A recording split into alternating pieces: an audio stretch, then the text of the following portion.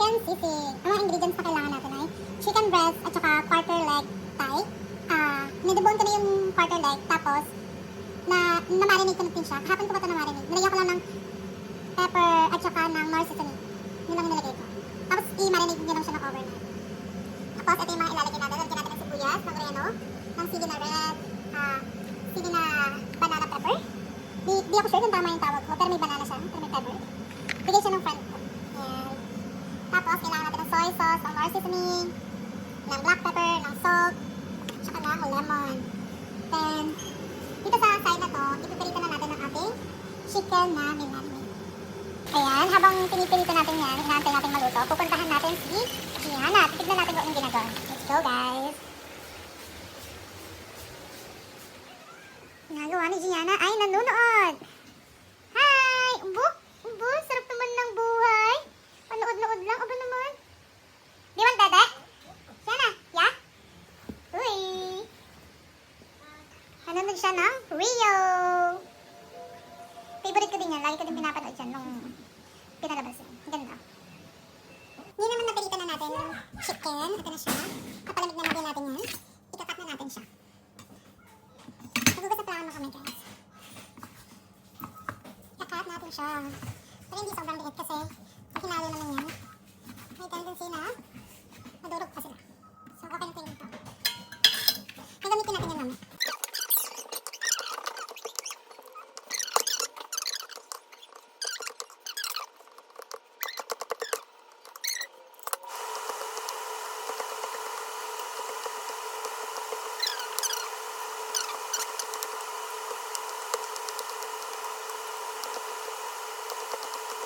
Hiwain natin ang ating sibuyas. Ihahalo ko na din siya dito. Tsaka dito na lang din ako mag-iwan. O, sabay na.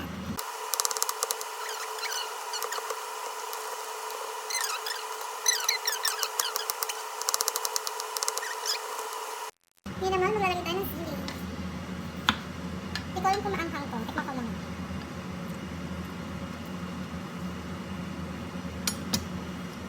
Medyo maanghang siya na matamis. Pero hindi sobrang anghang. Lalagay ako nito. Pero tatanggalin ko siguro yung buto niya. Para siyang ano, yung siling panigang, hindi sobrang anghang.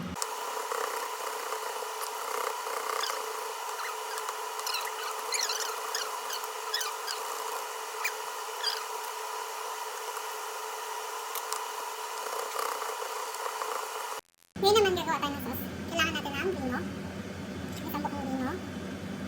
Mas masarap pag ito yung ginamit. Tapos, kailangan natin ng pepper. Tansya-tansya lang, guys. Yan, okay na yan. Kailangan natin ng toyo.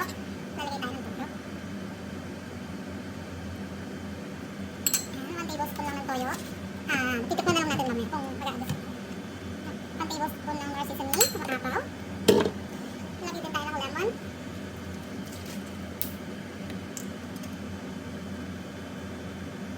2 tablespoon ng lemon. Lalagay din tayo ng sugar. Yan, parang half tablespoon. Tapos, haluin na natin siya. Kailangan lang natin siyang durugin para maglasa talaga yung meat. Then, after ito, ihalo na natin siya sa ating chicken sisig.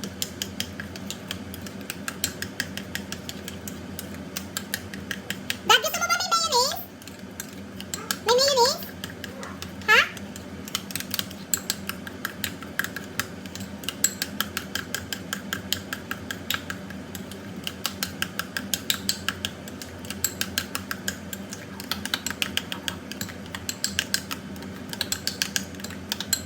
Ayan, tikman na natin siya. Dagdagan pa natin siya ng toyo. Ayan. Tsaka, konti ba yun? Ayan, madami pa, hindi konti.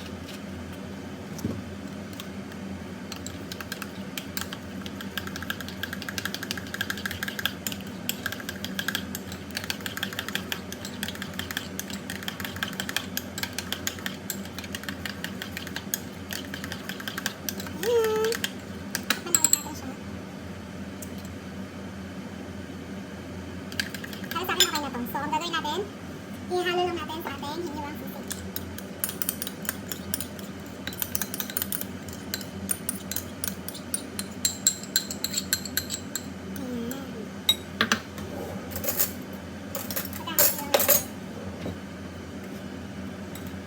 Sarap. At nakitsura. Lalagay pala natin ito sa sizzling plate. Tapos, sa labas na kakain.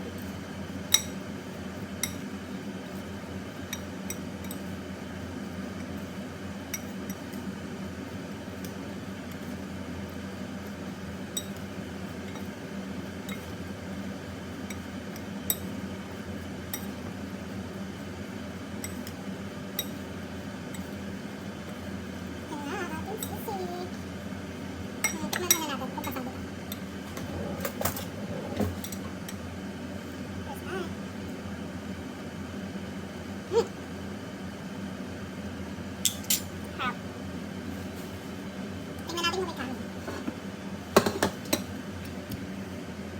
Mukha ko lang yung kanin.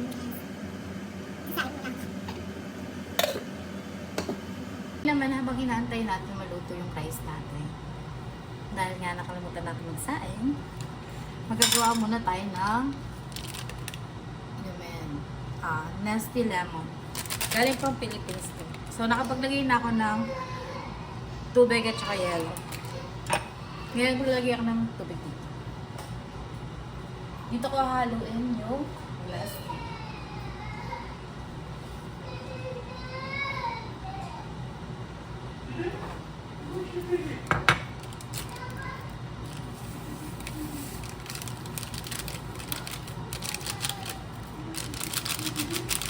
Nakakamiss sa Philippines yung tang orange. Ang sarap nun. Kasi parang pag kumakain kami sa labas, yung dati pa, nagtitimpla ng ganun. O kaya naman ng Pepsi. Bibili ka ng Pepsi. Yung 1.5 na nakabote. Nakabote na babasagin. Mas masarap yun kaysa sa bote na naka-plastic. Mas mura pa yung bote na babasagin. Ayan. Okay. Gawin lang natin sila. Pahalo lang natin. Nakapagpirito na din pala ako ng egg habang isasain ganun. Hindi pala ako makain ng egg na malasado. So, yung sa akin, piritong-pirito. Yung kay Jen, medyo malasado. Ayan, nahalo na natin sa ating shell. Ayan, sarap na yan.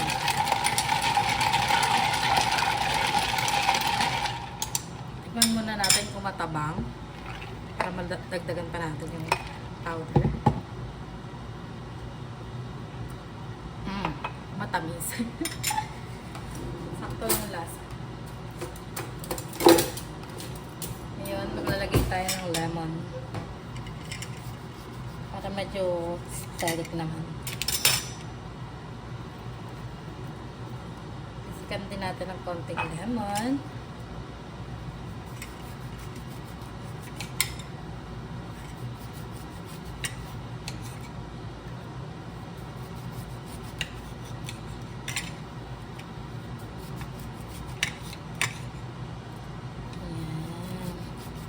Para medyo special naman yung drinks natin. Lalagay tayo ng lemon.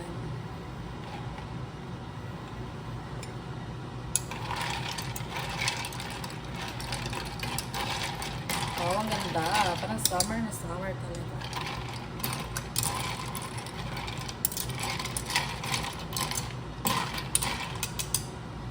Ayan. Tapos yung iba na lemon na natira natin, ilalagay natin sa ating sisig para pag kumain na tayo.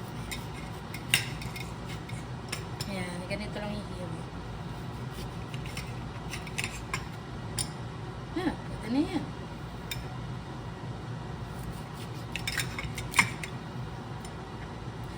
Antayin na lang natin maluto yung kanin, then lalabas na tayo para kumain.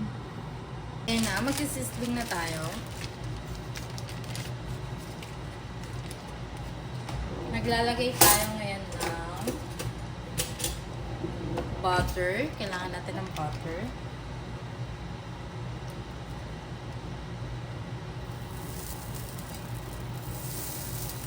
Yung butter pala na to is plant-based.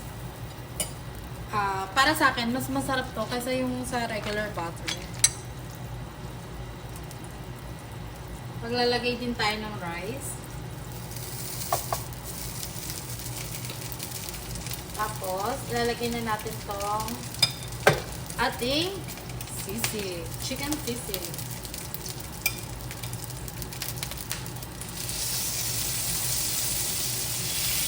Ayan. Tapos, dadalhin natin sa labas.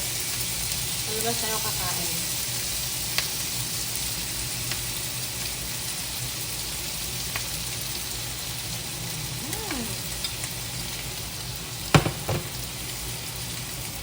Maglalagay din tayo ng egg.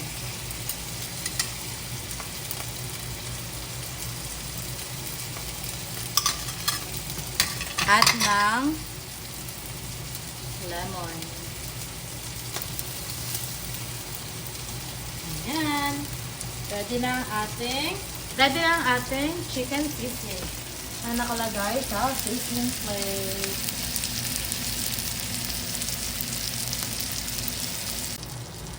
Ganun din yung gagawin natin sa isa. Maglalagay lang din tayo ng butter.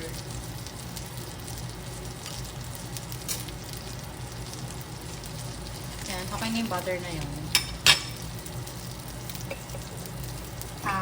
Sa labas nga pala kami kakain para mas ma-feel namin yung pagkain. At saka si Gianna kasi gusto maglaro sa labas. So, habang kumakain, laro. Ano yan? Lalagay tayong rice. Tapos ng ating chicken sisig.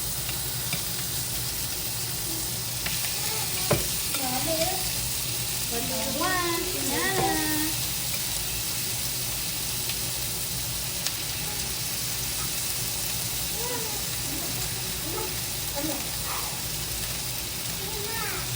Yes. Tapos lalagyan din natin ng egg, syempre. Sa akin nga pala ito. Ang egg na hindi malasado. Tapos maglalagay din tayo ng lemon. Ayan. Ready na. Let's go! Punta na tayo sa labas. Ito na ang ating pagkain. Tapos, ito si Gianna. Gusto na kumain. Ito pala yung playhouse ni Gianna. Ayan. Tapos, ito yung car niya. Bisitahin muna natin saglit yung garden ko. Ayan. Ayan yung garden ko. Ang daming cucumber na yan. May cucumber. May mga daming bunga ng cucumber. Pati yung kamatis, ang daming bunga din. Yan, tapos yung marigold din, daming bulaklak. Yung ampalaya ko din is, malaki na siya. Pwede na siyang talbosan.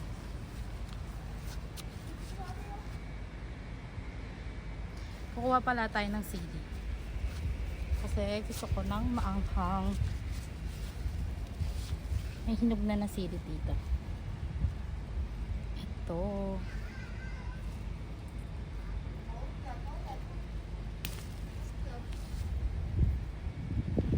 Thank you for watching, guys. Kakain na kami. Bye-bye.